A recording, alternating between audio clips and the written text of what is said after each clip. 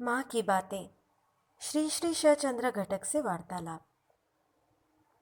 सन 1917 में दुर्गा पूजा की छुट्टी में उद्बोधन में मैं और एक गुरु भाई जतिन श्री श्री माँ का दर्शन करने गए।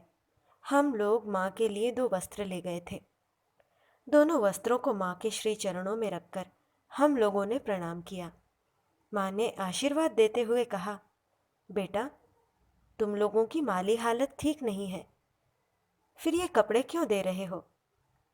मान से भरकर हम लोगों ने कहा, माँ, तुम्हारे धनी लड़के तुम्हें कीमती वस्त्र देते हैं, तुम्हारे गरीब लड़कों ने ये मोटे वस्त्र लाए हैं, तुम इन्हें ग्रहण कर उनकी मनोकामना पूर्ण करो। सुनते ही स्नेहपूर्ण स्वर में माँ ने कहा, बेटा, यही मेरे लिए रेशमी वस्त्र हैं। यह कहकर माँ ने उन दोनों वस्त्रों को हाथ फैलाकर यत्न से ले लिया।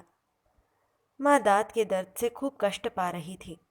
उसी का जिक्र करते हुए उन्होंने हम लोगों से कहा, बेटा, ठाकुर कहते थे, जिसके दांतों में दर्द नहीं हुआ वह दांत की पीड़ा नहीं समझ सकता।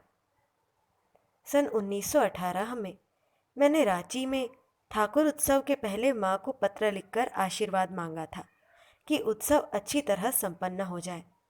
माँ ने उसके उत्तर में लिखा, तुम लोगों का पत्र पाकर मुझे जो आनंद मिला है उसे चिट्ठी में लिखकर बताना असंभव है। तुम लोग श्री श्री ठाकुर की संतान हो।